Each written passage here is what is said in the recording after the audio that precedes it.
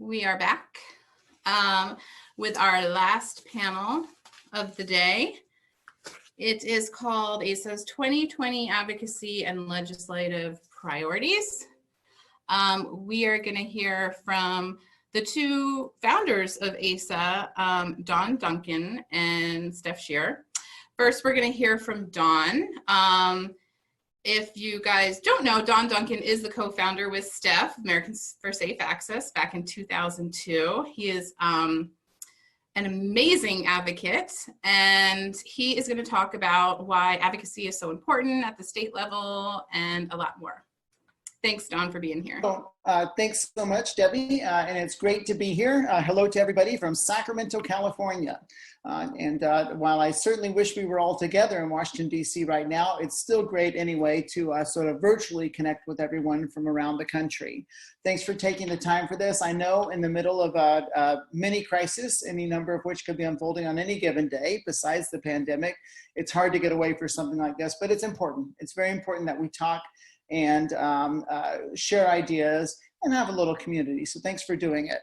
I'm going to start off our conversation today to talk about citizen advocacy, which is really a core of ASA's mission, is to make sure that we get the medical cannabis patients and the other stakeholders involved in the national conversation about medical cannabis. Because when we established this organization back in 2002, there was already some people talking about cannabis. But when it came to medical cannabis, it was usually just a means to an end, or it was a stepping stone, but there weren't really patients talking. We had politicians and business people and political crusaders, but we wanted to bring the voices of the patients to the table. And it's very important. I remember it was at a previous Unity conference that California Congressman Sam Farr told us that politics in America is not a spectator sport. You have to get involved. And that's really what the Unity Conference is about. And what Americans for Safe Access is about getting involved and bringing your voice to the table. And it really matters. There's research on this topic. It's not just a matter of opinion, but the Congressional Management Institute did a research in Congress and found that the in-person visits from a constituent visiting their representative in Congress was 6 times more likely to influence an undecided lawmaker than a visit from a paid lobbyist. And think about that for a second. You are 6 times more powerful than a paid lobbyist in Washington, D.C. And so that's a lot of power, and it's also a lot of responsibility. And so I want to encourage you to go out and do it. And if you haven't already done some citizen advocacy, I also want to let you know that it's not scary, and you're going to feel like 10 feet tall when you do it. So this is a really important thing to engage in. I also want to say, before I move on to the other comments here, that it's not really optional for stakeholders to do this. Some people might think if I don't go and talk to my elected representatives, whether they're in Congress, my state legislature, my city council, whatever level of government you're engaging on, they think, well, if I don't do that, then my elected representatives won't hear anything about cannabis. And that's not true. They will hear plenty about cannabis. They'll hear from law enforcement. They'll hear from anti-drug people. They'll hear from any number of people who don't have your best interest in mind. So remember, you're always your best advocate when it comes to advocating for cannabis and medical cannabis issues. And so normally in this training, I would talk to you about your upcoming congressional meetings, but we can't do that this year. And so I want to talk to you about the relationship that you need to be building with your elected officials. And of course, that applies to Congress. It doesn't seem like this Congress gets much done these days, but hopefully that will change in the future. But I also want to remind you that you have multiple levels of government to engage. You have a city council or a county board of supervisors, or a similar body where you live. You also have a state legislature, and depending on the battle you're having, you may be dealing with a zoning board, a school board, or any number of other elected bodies that you're dealing with. And so when you're doing advocacy work, you have to remember that you want to take your message to the person or the body that most directly impacts the outcome that you want. So for instance, if dispensaries are illegal in the city where you live and you want to change that, your city council is probably the place to engage. If you want a broader list of conditions covered under your state law, then of course your state legislature will be the body to talk to. So you want to make sure you're targeting that right body. And then you have to keep in mind what it is we're doing when we're advocating.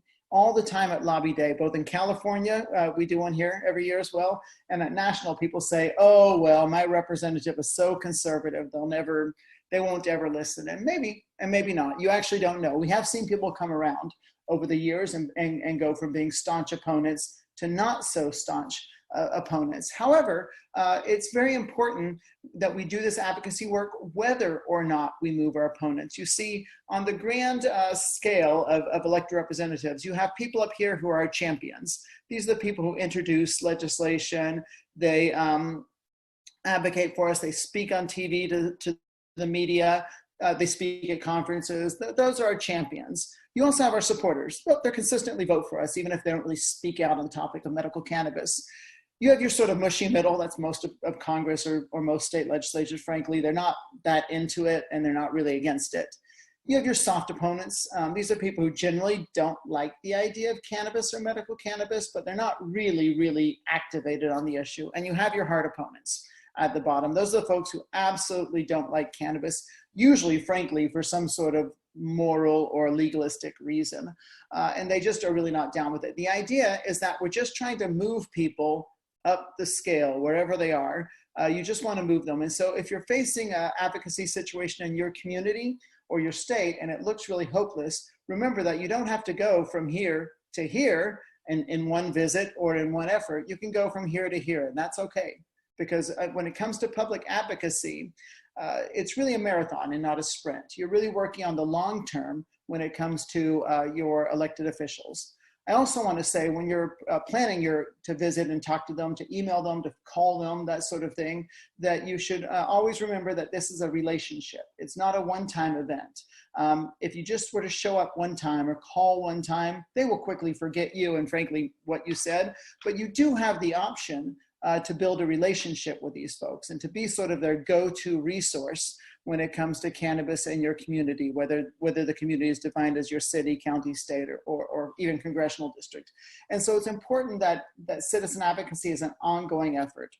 And so I'm going to go very quickly through 4 points of citizen advocacy before we talk about how to engage outside the context of driving on a bus with us down to the Capitol building.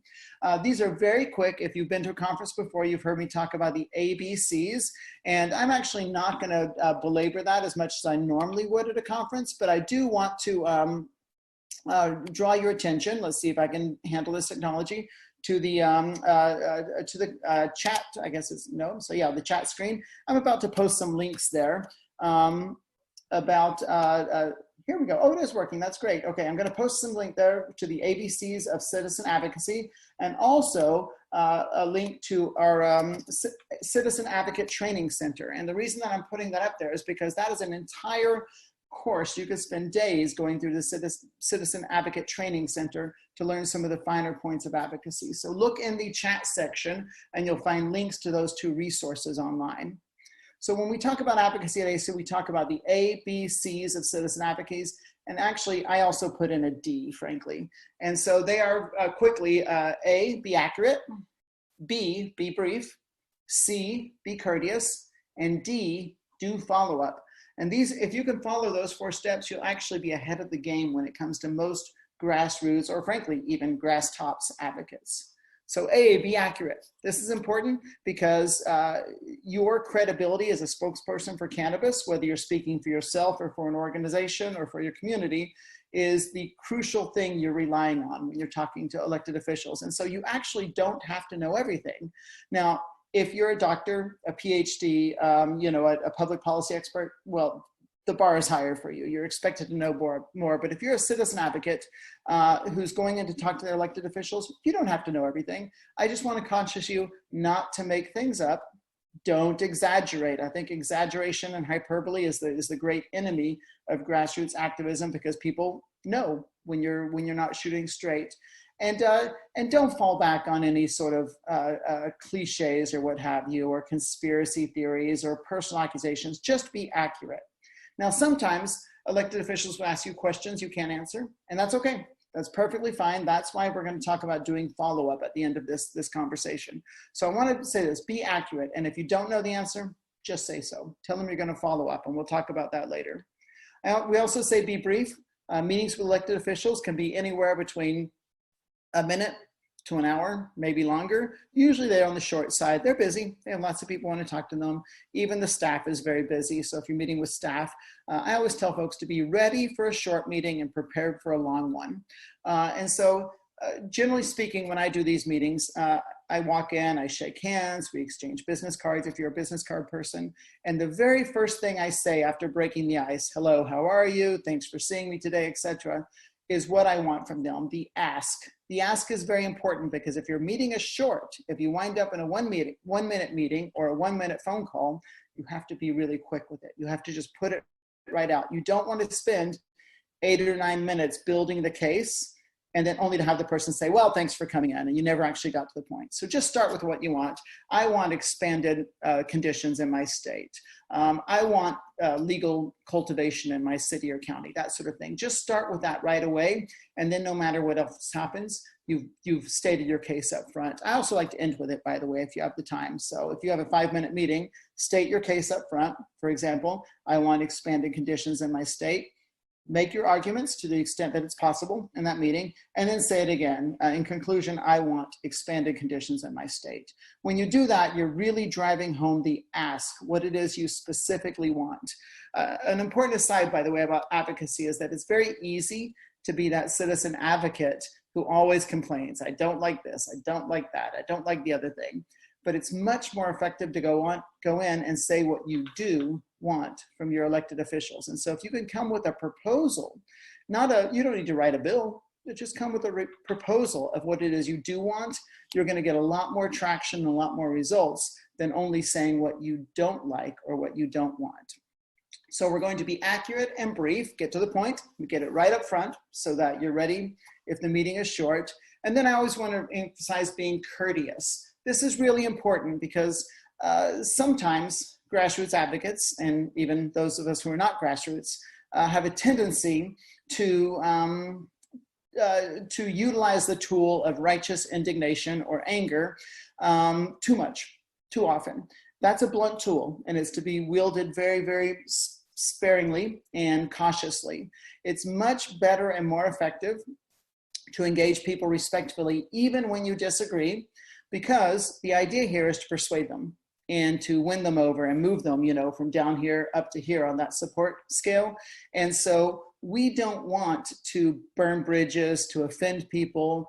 It's just very, very rarely useful. And by the way, this also applies when elected officials say offensive or ignorant things, and they will. So if they tell you that you can't have safe access to treat epilepsy because some kids in high school might be smoking pot behind the bleachers, that may make you want to blow your cap, but just push it down, relax, be courteous, and just understand that's where they're at. But always be courteous, because 99% of the time, courtesy will go farther than anger when it comes to elected officials. So that's accurate, brief, and courteous. I also want to encourage you to do follow-up, and that's especially important outside the context of an organized lobbying event. As I said at the beginning, if you make one phone call, you send one email, it will quickly be forgotten. But what you want to establish is a culture of follow-up where you become a resource for the elected official or for their staff. And a quick word about staff. Sometimes people are reluctant to meet with staff members. Most elected officials, depending on the size of the city or county that they represent, have a staff of some size. Now, if you're in a very small city, that may not be the case. But I don't want you to be concerned or worried about talking to staff.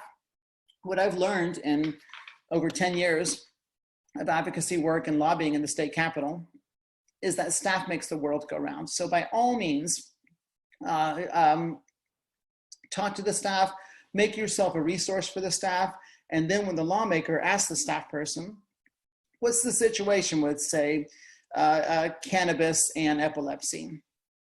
The staff will come to you and say, hey, what's up with that? And then you can be that resource that informs the elected official just by building a relationship with staff.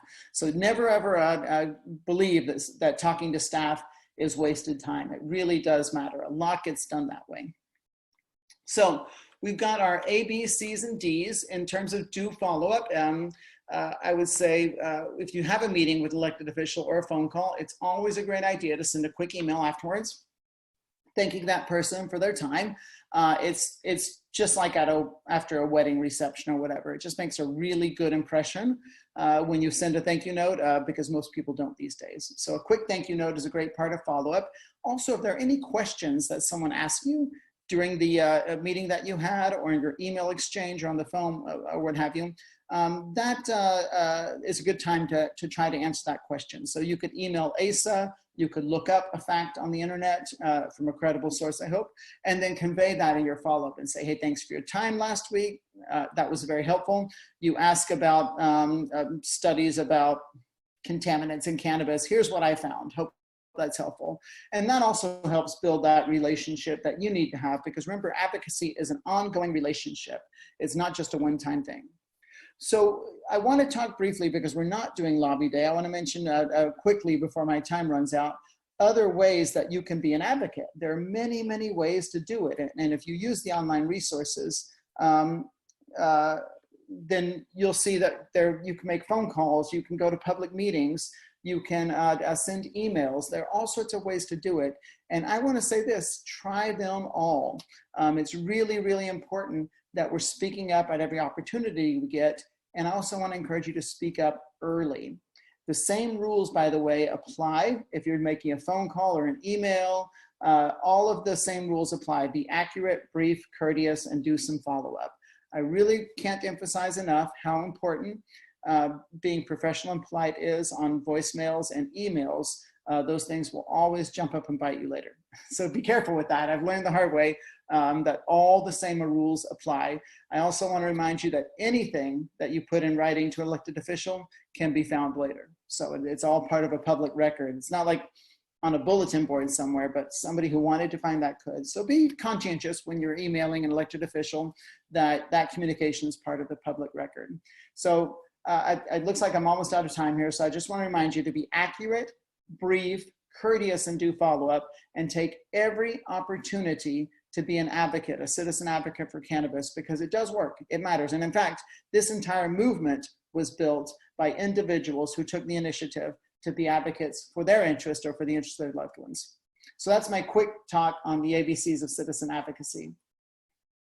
Thanks, Don, that was amazing. Do you have time to answer a couple questions before I jump into the question? So, you know, one of the things that I always like about your training is this discussion about the long-term relationship with elected officials. And I think something that you and I often talk about is that it's, you know, often the person that you see in the city hall of a very small town 10 years later is in the state legislature or as a state senator. All the time.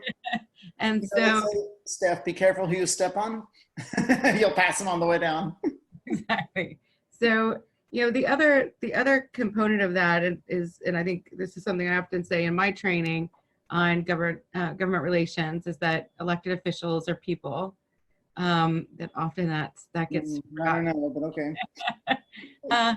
But you know, it's something that I find really helps build a more lasting rapport with either the staff or the elected officials, is to come in knowing something that they just did.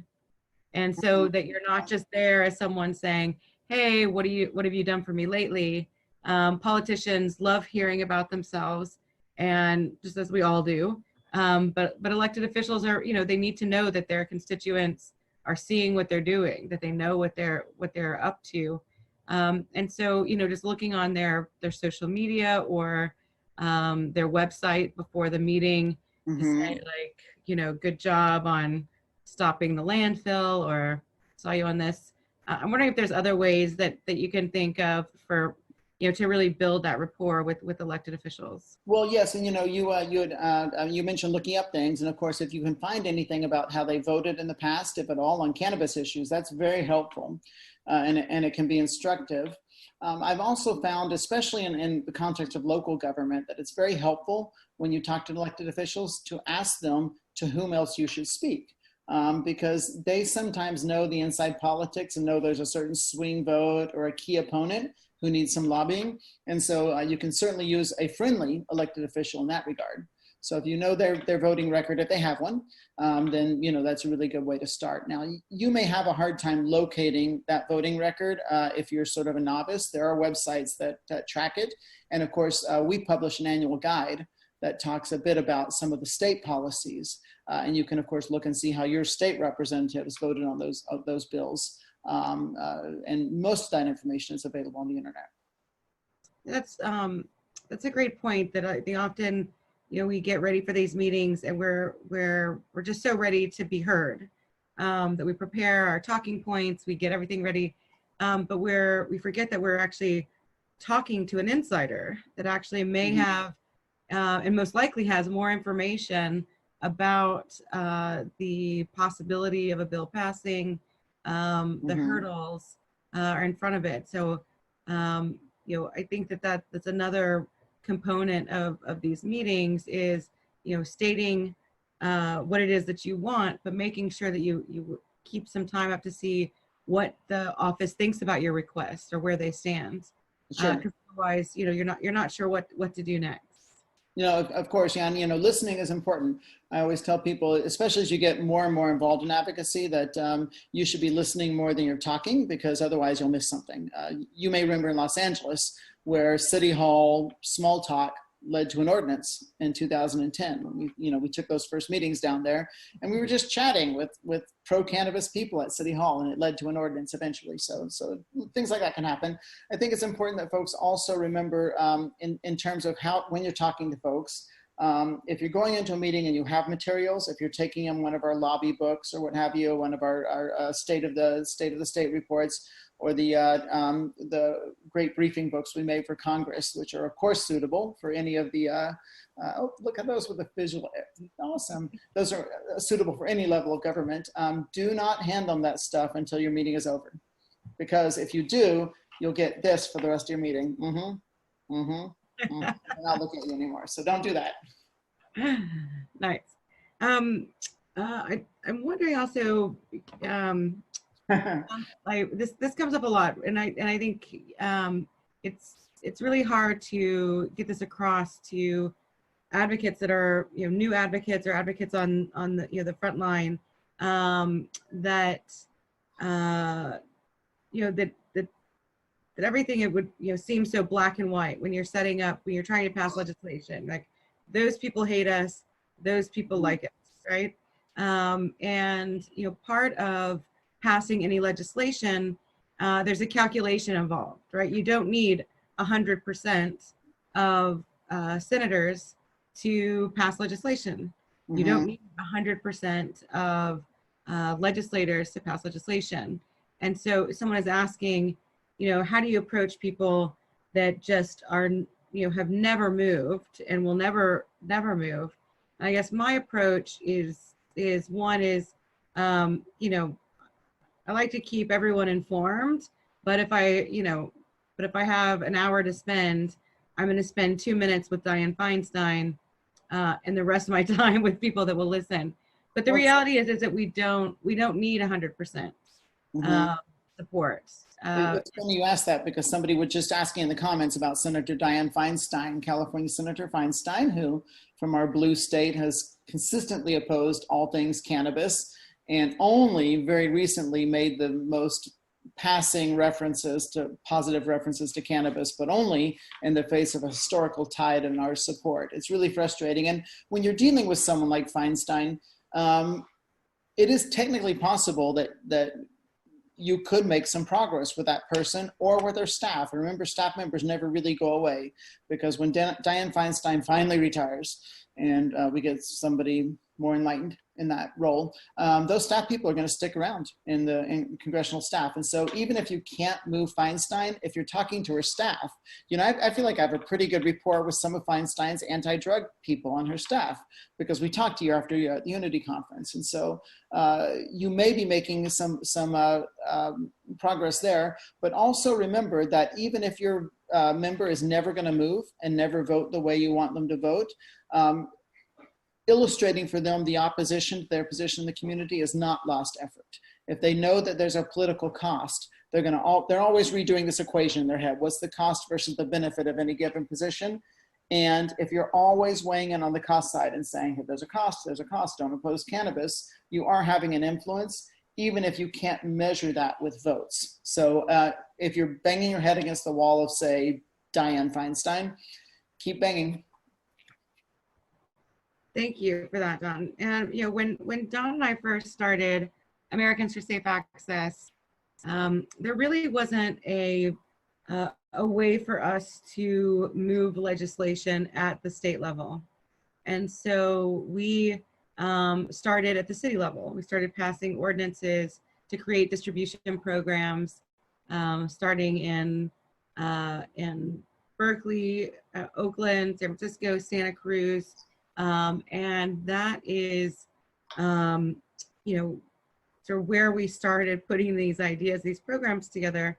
And then once we saw that there was an opening, we were able to go to the state level. And we were also able to use lawsuits in California to expand what legislators were willing to include in this legislation.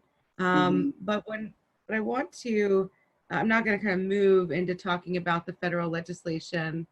So thank you, Don, for that component. I'm going to do a deep dive into our new legislation. Thanks, Steph. Can I just make a quick comment to two of the people? I just actually found the other Q&A section. And Lanny from Riverside points out that we need more participation by the patients in the political parties. I absolutely agree. Lanny has become a delegate to the Democratic Party in California. So he's a mover and shaker there now.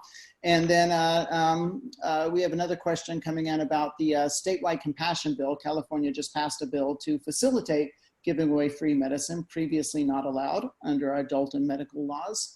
And they're actually, the person is asking, are there any plans to replicate that in localities nationwide? And we would love to do that.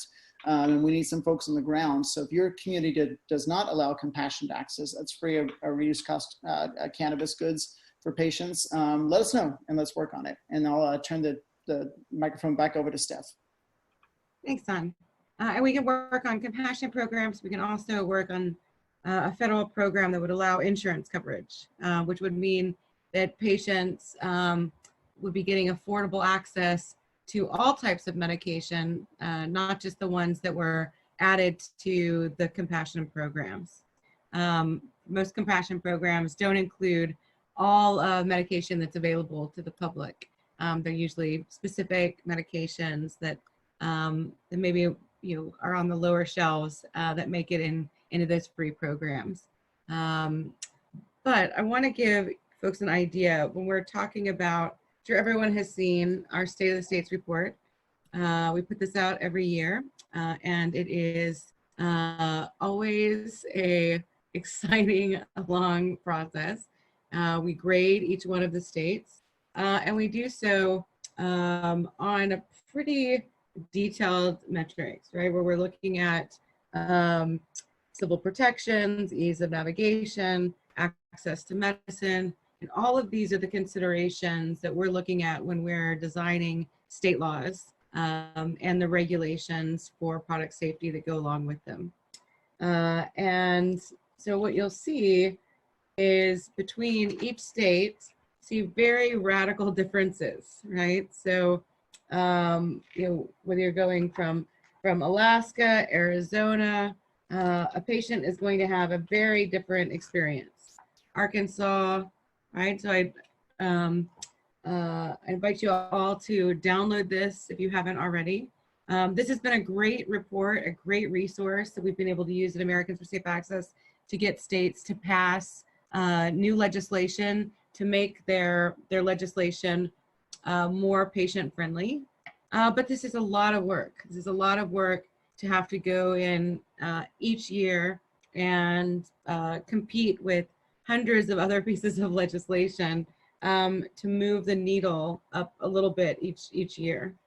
And Steph, so, yes. I was just going to point out with that book, it's a great icebreaker And we're using that right now in the California legislature to show them and say, look, other states protect civil rights. Look right here.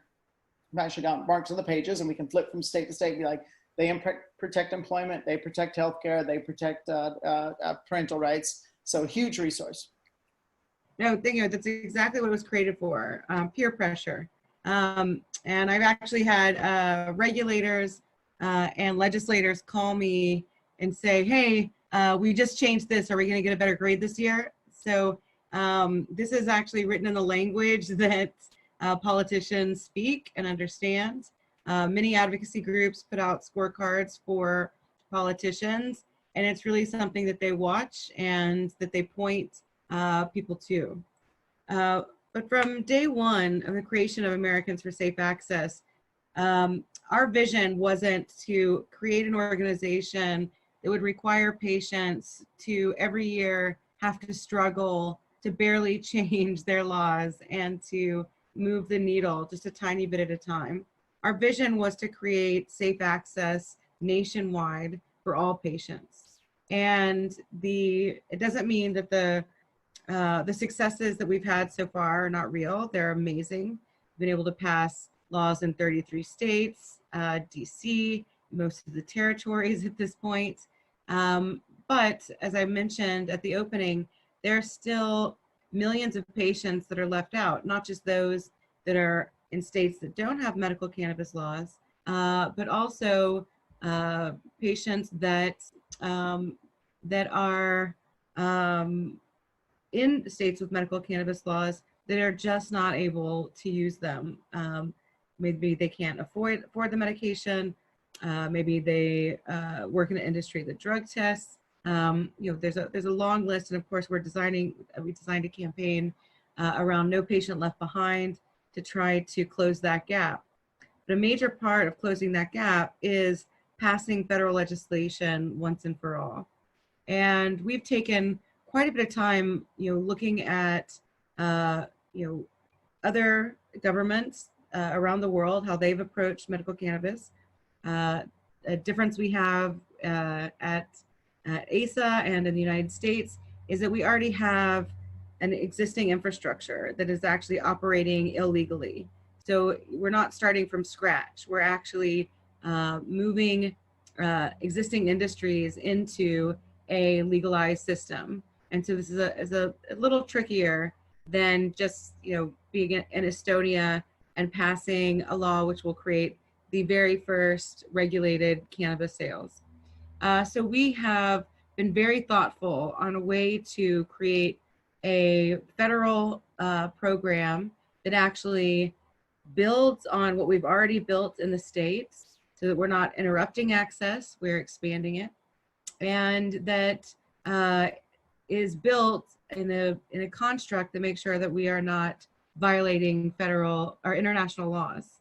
And so in order to do this, this means creating an Office of Medical Cannabis. It means taking the state programs, the state licenses, and grandfathering them in to a federal program. So I believe most of you know about the DEA cultivation license. Right now there's one that most people talk about that's for the University of Mississippi, where most cannabis for research is currently grown. There are a few other ones I think that have been given out for other programs, and the DEA promises that there's more to come. But in our legislation, actually those who currently have cultivation licenses at the state level, those licenses would become DEA licenses. And so those would be federally legal. This would mean that people that were cultivating would be able to sell those products across state lines. Means that any specialty pharmacy would be able to carry those. And so for existing dispensaries, their current licenses would be able to turn into a federal license that is known as a specialty pharmacy. And so they would be able to continue to operate. And in states that don't have medical cannabis laws, they would actually be able to purchase cannabis from normal pharmacies. We've also looked at every federal department, how it would be affected by legal medical cannabis program. Looked at this from both the regulatory as well as the legal perspectives. And so have made sure that every agency, whether you're talking about the IRS to the sorry, I was looking for this graphic that has all of these agencies. We're looking at Department of Agriculture, looking at here we go. This is in your briefing book. This nice illustration of the various federal agencies that would now come into line. What we learned at the state level, and part of the reasons we've had to do so much cleanup, is that we couldn't just say patients could have access to medical cannabis.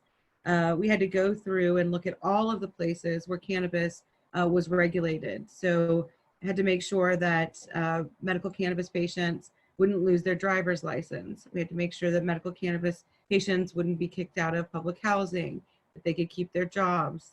And this is work that we're still having to do on a state-by-state basis.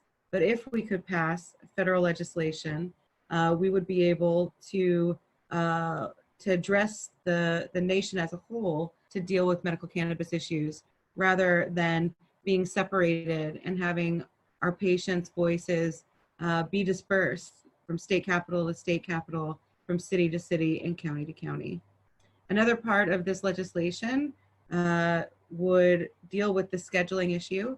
As I said, most people are talking about rescheduling or descheduling, and we are talking about new scheduling, actually creating a new schedule for cannabis that would actually allow other herbs to fall in this category. But why we think scheduling is important rather than descheduling is that we want cannabis seen as a medicine. We want it treated like a medicine. We want it covered by health insurance. We want it to be prescribed by doctors. And if you look at the dietary and herbal supplement industries and movements, they stopped short of going down this pathway. And now look at who has the ability or has access to those products. Only the wealthiest of Americans can take vitamins, can take herbal supplements. And so we're hoping by creating a new level of scheduling, we can still see the things that we like from the medical industries, from pharmaceutical industries, such as standardization, product safety protocols, other safety regimens that most of our panelists have talked about. But these will be not applied in a patchwork of different regulations and laws, but will be what patients can expect from these products. And we'll also see a way that doctors are educated about how to integrate these medications into their practices. We'll see ways for ultimately for insurance companies to be able to cover these medications. So of course, this is a big lift, and I know many people say that we won't get there, but that's the same thing that people told me in 2002 when there were no legal sales of medical cannabis anywhere. And what I want to see us be able to do at Americans for Safe Access is that we're not going to have to wait another 18 years for all Americans to have access to medical cannabis. I think what we've done at the city level is, at city and state level, is amazing. It's really created a really diverse laboratory of democracy. We figured out what to do, what not to do. We've been able to accelerate our understandings of regulations and product safety in a way that many industries haven't been able to do. But if we want to meet our goals at Americans for Safe Access, we're going to have to change federal law. And I'm honored that I'll be doing that with all of you. So over the next year, leading up to 2021, we're going to be working on finding sponsors for this legislation. As you guys know, we were having some discussion about whether or not to have people come back to DC later this year, but really it doesn't quite make sense because this is an election year. Obviously, I think that it's also going to be a virus recovering year, so we're not really sure what things will look like and or what president will have next year. But regardless, I'm confident we will be introducing comprehensive federal legislation in 2021 in the next congressional session. And we will need all of you and all of your friends and family in DC in May of 2021 so that we can pass this legislation once and for all. And we'll still have to stay on together to watch the implementation of that law. We'll still have to make sure that our states are following these, but we'll be doing so from a space of monitoring, not from begging, which I think is a place that we're all hoping to get to. I believe we have a small break before closing remarks, but I don't think there's a Q&A set up for this session. But I believe that Debbie, can you put up the link to the briefing book that has the federal legislation? And over the next month, you will be receiving kits. We're going to be asking all of our members and chapters to get sign on to the legislation. So we're going to be looking for allied organizations, other patient organizations to sign on to this legislation so that we can build our choir and build our movement behind passing federal legislation once and for all. All right, thank you guys so much, and I'll see you in a few minutes.